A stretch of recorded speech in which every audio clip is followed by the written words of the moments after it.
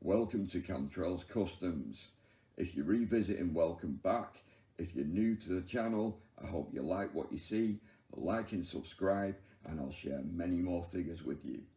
Today, I'm going to be reviewing Red Lantern Solomon Grundy. The figure I used for this was the Legendary Heroes Sin City Marv.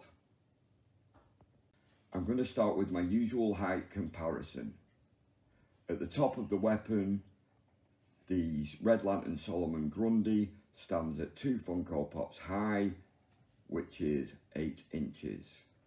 At the head of the figure, he is roughly 6.5 inches, which is 1.5 Funko Pops high. As you get a rundown of the custom, I'm going to tell you materials I used, any paint I used, and any paint techniques I used. Also, any difference in articulation caused by the sculpting. Let's begin with the head.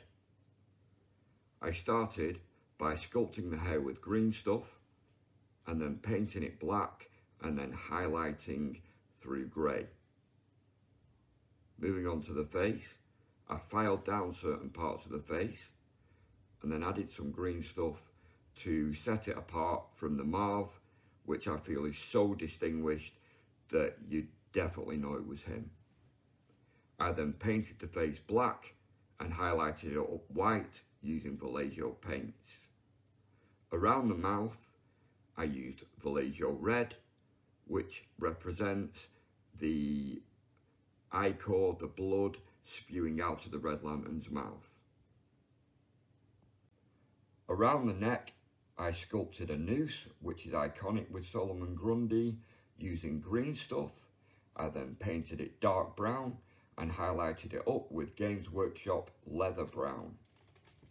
The torso is a complete resculpt, which I gave him a very muscular look, painted it black and then highlighted it up white to define the muscles.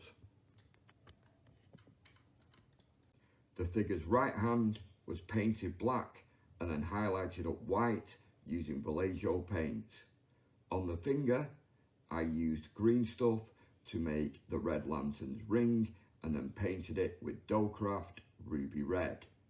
The fingers are not obstructed in movement.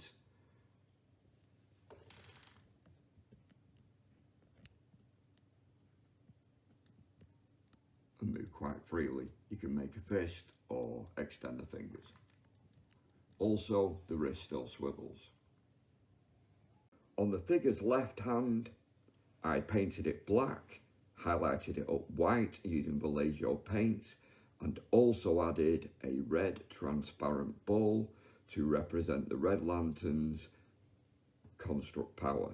You can still move the fingers,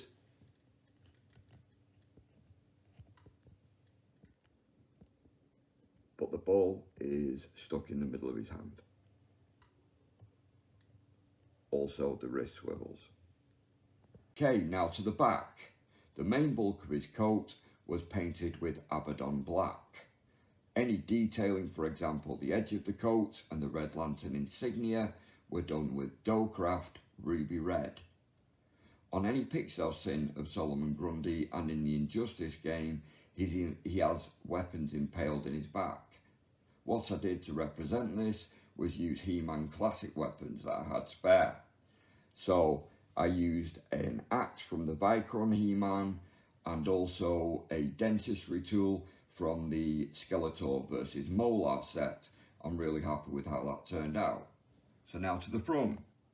The main bulk of his coat was Abaddon black and the detailing Doughcraft ruby red around the lapels and the bottom of the coat. The symbol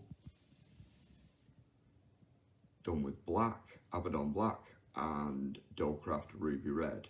The pants were done with Abaddon black and then highlighted up with Doughcraft ruby red. I love the detail on that, it just picks it out and looks like cloth. Very happy with that. The boots are done with Abaddon black and again highlighted with Doughcraft ruby red on the sole and the shoelaces. So that's the figure. I really hope you like him. If you do, like and subscribe. Even leave a comment if you feel you want to. And I'll love to see you again. Share many more figures. And well, there you go. Thanks, YouTube.